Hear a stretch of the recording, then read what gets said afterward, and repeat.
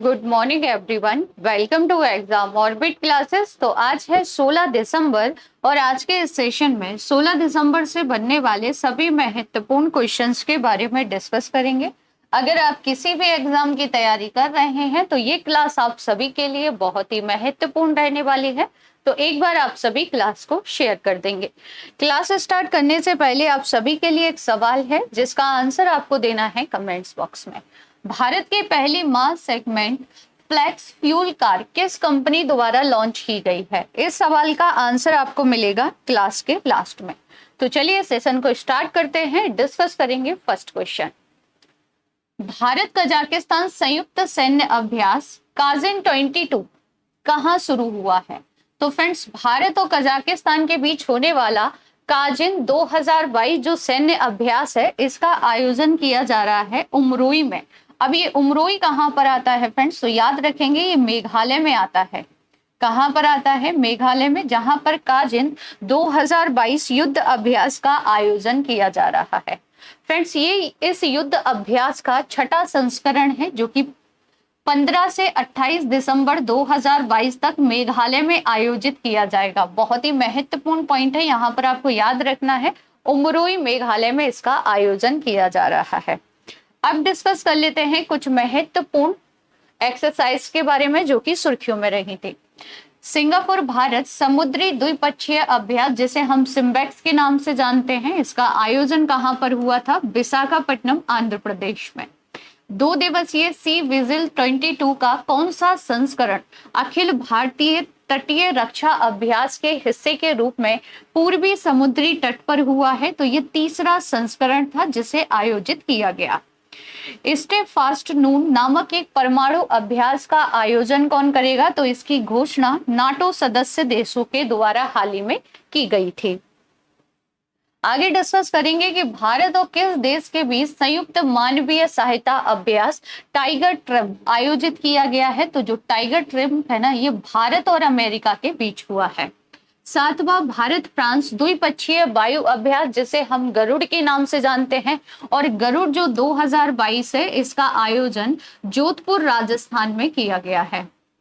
हिंद महासागर नौसेना संगोष्ठी समुद्री अभ्यास 2022 का जो पहला संस्करण है 26 से 30 मार्च 2022 तक कहां पर हुआ है फ्रेंड्स? ये कमेंट्स करके बताएंगे आप सभी कि इसे कहां पर आयोजित किया गया। वज्र प्रहार 2022 का आयोजन किया गया हिमाचल प्रदेश में, और हिमाचल प्रदेश के कहां पर? बकलोल में इसे आयोजित किया गया। बोस्टोक 2022 जो कि एक सैन्य अभ्यास है, इसमें भारत समेत अन्य देशों ने भी भाग लिया था, और ये कहां पर हुआ था? तो ये रसिया में हुआ था। याद रखेंगे आप सभी। भारतीय सेना एक बहुराष्ट्रीय अभ्यास जिसे एक्स खान क्वेस्ट 2022 कहा जाता है, ये मंगोलिया में आयोजित किया गया था। भारत किर्गिस्तान संयुक्त विशेष बल अभ्यास का जो 9वां संस्करण है, मार्च से अप्रैल 2022 तक, ये भी कहां पर हुआ था? तो ये भी बकलोल हिमाचल प्रदेश में आयोजित किया गया था। तो फ्रेंड्स, ये कुछ महत्वपूर्ण युद्ध अभ्यास थे जो कि सुर्खियों में रहे, इनके बारे में आप सभी को याद रखना है। अगर आप लोग पहली बार चैनल पर विजिट कर रहे हैं तो चैनल को सब्सक्राइब कर लीजिएगा, साथ ही बेल आइकन दबाना बिल्कुल ना भूलें, जिससे आप सभी को क्लास का जो नोटिफिकेशन है वो सबसे पहले मिल जाएगा। अगर क्लास अच्छी लग रही है तो क्लास को ज्यादा से ज्यादा शेयर कीजिएगा, लाइक कीजिएगा और चैनल को सब्सक्राइब जरूर कर लीजिएगा। इस क्लास की पीडीएफ आपको मिलेगी टेलीग्राम चैनल पर, जिसकी लिंक डिस्क्रिप्शन बॉक्स में दी गई है। अगला सवाल है कि भारत और किस देश ने राफेल का 36वां और आखिरी विमान मिला है? तो भारत को ये किस देश से प्राप्त हुआ है? फ्रांस से। राफेल का जो निर्माण है ये फ्रांस की एक कंपनी है डासॉल्ट, इनके द्वारा किया गया है, और भारत को 36वां जो राफेल है ये भी फ्रांस से मिल चुका है। तो याद रखेंगे, आपसे पूछा जा सकता है कि खबरों में रहा राफेल जो विमान है ये भारत ने किस देश से खरीदा है? तो ये फ्रांस से खरीदा है। कंपनी कौन सी है जिसने इसे बनाया है? तो कंपनी का नाम है डसॉल्ट। डिस्कस कर लेते हैं राफेल के बारे में। तो जैसा कि मैंने अभी आपको बताया कि ये फ्रांस का डबल इंजन वाला मल्टी रोल लड़ाकू विमान है, जिसे फ्रांस की डसॉल्ट एविएशन कंपनी द्वारा डिजाइन किया गया है। फ्रेंड्स, इसे वर्ष 2001 में प्रस्तुत किया गया था। ठीक है, अब आप मुझे बताएंगे कि MS-60R MS सिस्टियार जो हेलीकॉप्टर है ये भारत ने किस देश से खरीदा है? इसका आंसर आप सभी को देना है कमेंट्स बॉक्स में। आगे डिस्कस कर लेते हैं फ्रांस के बारे में। तो मैप में आप सभी देख सकते हैं फ्रेंड्स फ्रांस किस महाद्वीप में आता है? तो यूरोप महाद्वीप में आता है। फ्रांस की राजधानी है पेरिस। पेरिस किस नदी के किनारे है? तो पेरिस सीन नदी के किनारे है, याद रखेंगे आप सभी। और पेरिस ओलंपिक यानी कि जो ग्रीष्मकालीन ओलंपिक होने वाले हैं, ग्रीष्मकालीन ओलंपिक 2024 का जो आयोजन है ये पेरिस फ्रांस में ही किया जाएगा। तो ये पॉइंट भी आप सभी को यहाँ पर याद रखना है।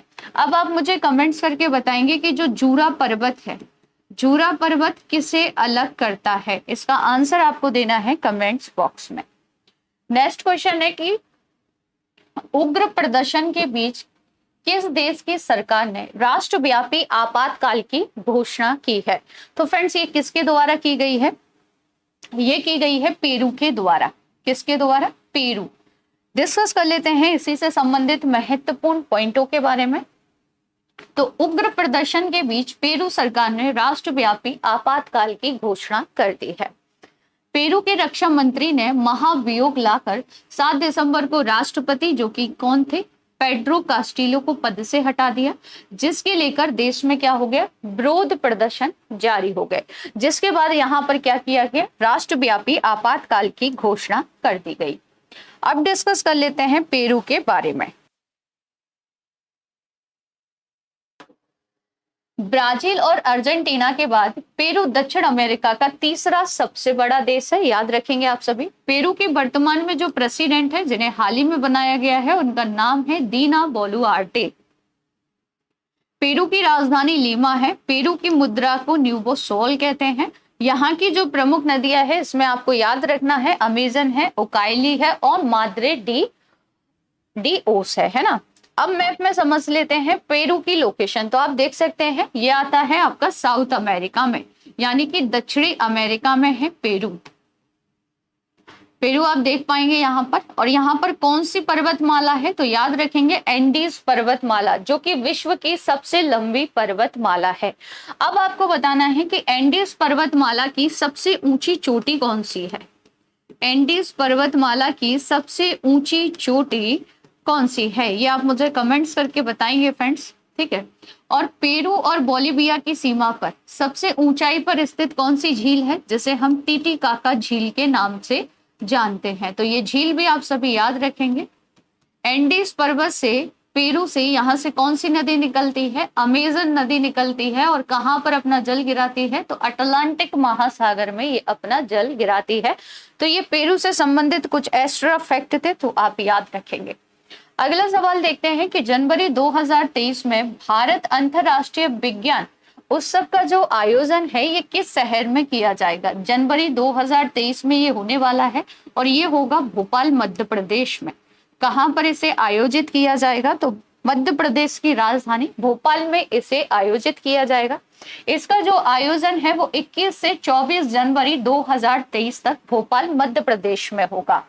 यह उत्सव भारत सरकार के विज्ञान और प्रौद्योगिकी मंत्रालय के अंतर्गत विज्ञान भारती, जो देश के प्रतिष्ठित वैज्ञानिकों के नेतृत्व में स्वदेशी भावना के साथ विज्ञान आंदोलन की एक पहल है, के साथ पृथ्वी विज्ञान मंत्रालय के सहयोग से इस कार्यक्रम को आयोजित किया जाएगा।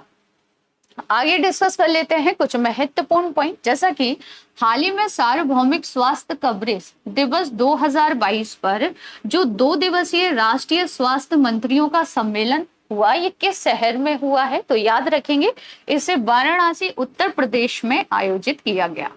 हाल ही में राज्य में प्राकृतिक संसाधनों की रक्षा के साथ साथ उन्हें पुनर्स्थापित करने के लिए अपना जलवायु परिवर्तन मिशन शुरू करने वाला पहला राज्य कौन सा बना है? तो पहला राज्य बन गया है तमिलनाडु। नेक्स्ट क्वेश्चन है कि किस राज्य ने प्रसिद्ध बेपोर उरु, जिसे हम नाव के नाम से जानते हैं, के लिए भौगोलिक संकेतक यानी कि जीआई टैग के लिए आवेदन किया है? तो फ्रेंड्स ये जो आवेदन है ना, केरल गवर्नमेंट के द्वारा किया गया है। याद रखेंगे किसके लिए? प्रसिद्ध बेपोर उरु नाव के लिए ये किया गया है। अब डिस्कस कर लेते हैं बेपोर उरु के बारे में। तो देखिए यह केरल के बेपोर में कुशल कारीगरों और बढ़ई द्वारा दस्तकारी की गई एक लकड़ी का जहाज या नौकायान नाम है, जिसके लिए जीआई टैग के लिए केरल द्वारा क्या किया गया है, आवेदन किया गया है। यह नाव बिना किसी आधुनिक तकनीक का उपयोग किए शुद्ध रूप से प्रीमियम लकड़ी से बनाए जाते हैं, जो कि केरल में काफी प्रसिद्ध है। आगे डिस्कस कर लेते हैं जीआई टैग से संबंधित महत्वपूर्ण प्रश्नों के बारे में। तो देखिए, अधिकतम जीआई टैग वाले शीर्ष 5 राज्य कौन से हैं? कर्नाटक, तमिलनाडु, उत्तर प्रदेश और केरल आप सभी याद रखेंगे। भौगोलिक संकेत का जो पंजीकरण है कितने वर्षों की अवधि के लिए वैध होता है? 10 वर्षों के लिए ये दिया जाता है। जीआई टैग जो एक्ट है ये 1999 में लाया गया था। पहला जीआई टैग 2004 में किसे दिया गया था? तो दार्जिलिंग चाय को दिया गया था। आगे डिस्कस कर लेते हैं कि चकहाव जीआई टैग ये किसे दिया है? तो मणिपुर को दिया गया है। किस राज्य की सिरारा खूंग मिर्च और तामिंगला संतरे को जीआई टैग मिला है? तो ये दोनों भी मणिपुर को दिए गए हैं। गोरखपुर का जीआई टैग किस लिए दिया गया है? तो गोरखपुर को जो जीआई टैग है वो टेराकोटा के लिए दिया गया है। किस राज्य को कंदमाल हल्दी का जीआई टैग मिला है? उड़ीसा को। नागा खीरे का जो जीआई टैग है ये नागालैंड को दिया गया है। दार्जिलिंग चाय जैसा कि अभी डिस्कस कर चुके हैं पश्चिम बंगाल याद रखेंगे आप सभी। चंदेरी साड़ी मध्य प्रदेश आपको याद रखना है। नावारा चावल का जीआई टैग जो है वो केरल को मिला है। केसर का जीआई टैग जम्मू कश्मीर को दिया गया है और चिन्नौर चावल का जो जीआई टैग है ये बालाघाट मध्य प्रदेश को दिया गया है।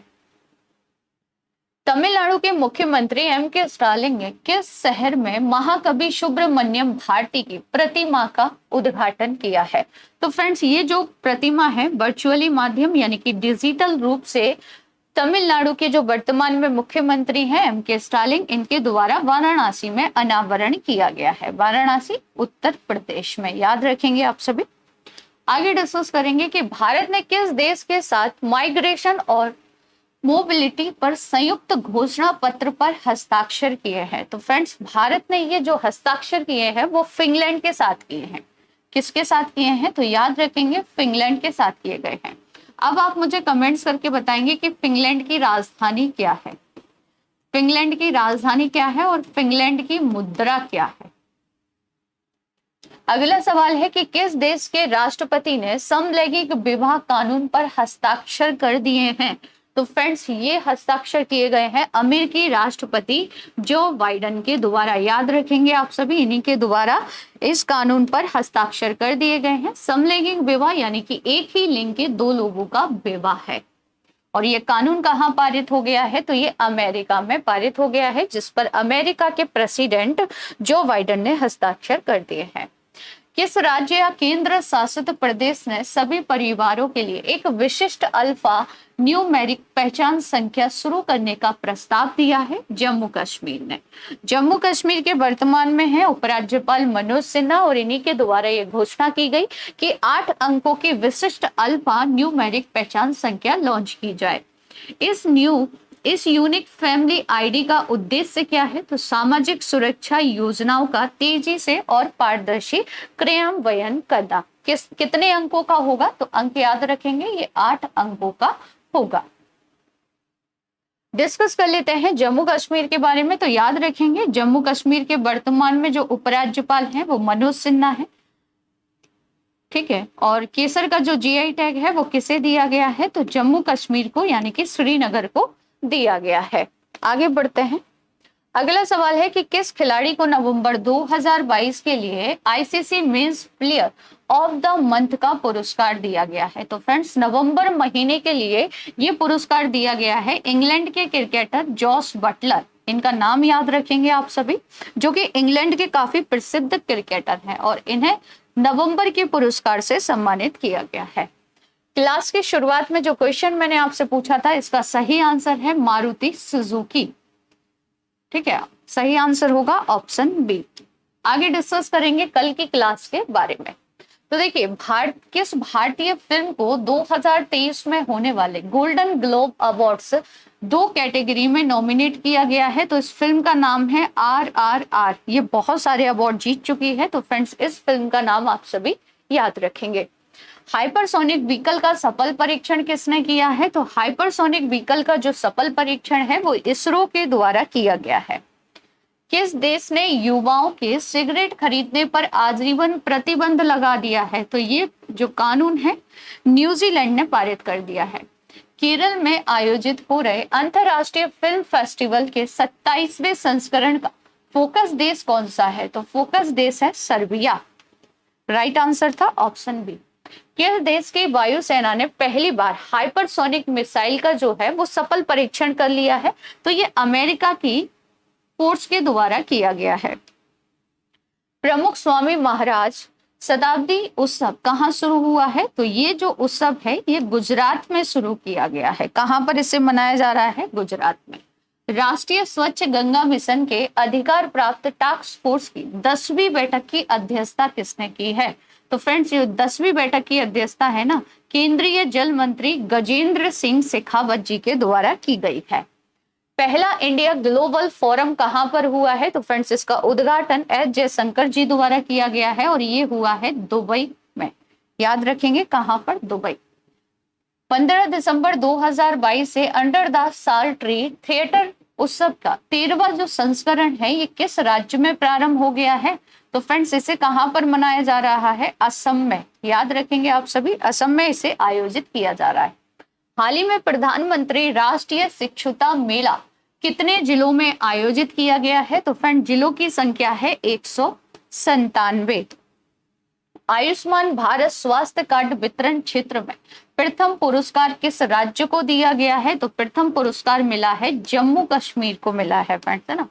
किस भारतीय फिल्म को 2023 में होने वाले, ये हम डिस्कस कर चुके हैं, ठीक है। तो इसका सही आंसर था ऑप्शन डी। ये था कल का करंट अफेयर। अगर डिटेल से जानना है तो कल की क्लास जरूर देख लीजिएगा।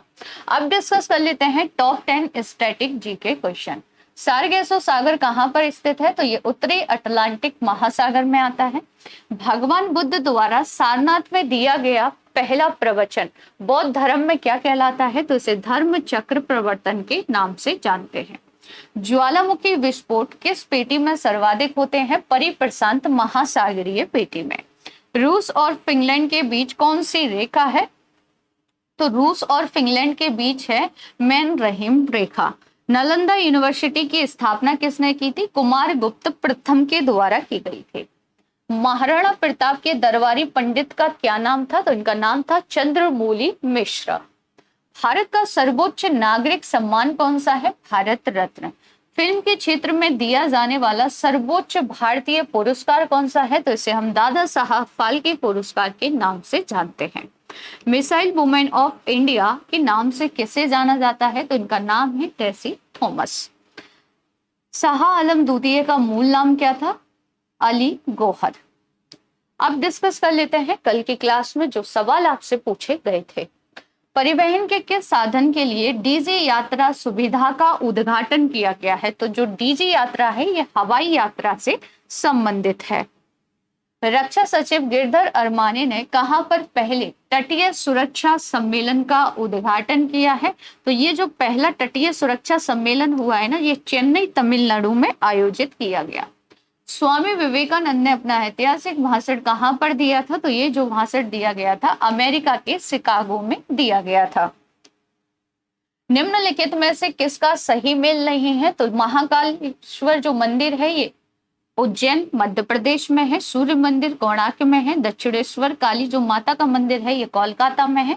विठल स्वामी जो मंदिर है ये तंजौर में नहीं है बल्कि ये हम्पी में आता है। अब आप लोगों के लिए कुछ सवाल है जिनके आंसर आपको देने हैं कमेंट्स बॉक्स में। तो पहला सवाल है कि फ्रांस के शीर्ष नागरिक सम्मान से किसे सम्मानित किया गया है? स्वाति पीरामल, गीतांजलि, सुरेश रैना या सुनील लामा। अगला सवाल है कि 61वां सुब्रतो कप अंतरराष्ट्रीय फुटबॉल टूर्नामेंट बॉयज अंडर 14 का जो खिताब है ये किस राज्य ने जीत लिया है? हरियाणा, मणिपुर, झारखंड या मध्य प्रदेश। एशियाई विकास बैंक यानी कि एडीबी का जो मुख्यालय है हेडक्वार्टर है ये कहां पर स्थित है? न्यूयॉर्क, मनीला, बीजिंग या नई दिल्ली। अगला सवाल है कि सरहुल त्योहार किस राज्य में मनाया जाता है? नागालैंड, तेलंगाना, झारखंड या केरल? इन सभी के आंसर आपको देने हैं कमेंट्स बॉक्स में। आज का ये सेशन आप सभी को कैसा लगा कमेंट्स करके जरूर बताइएगा।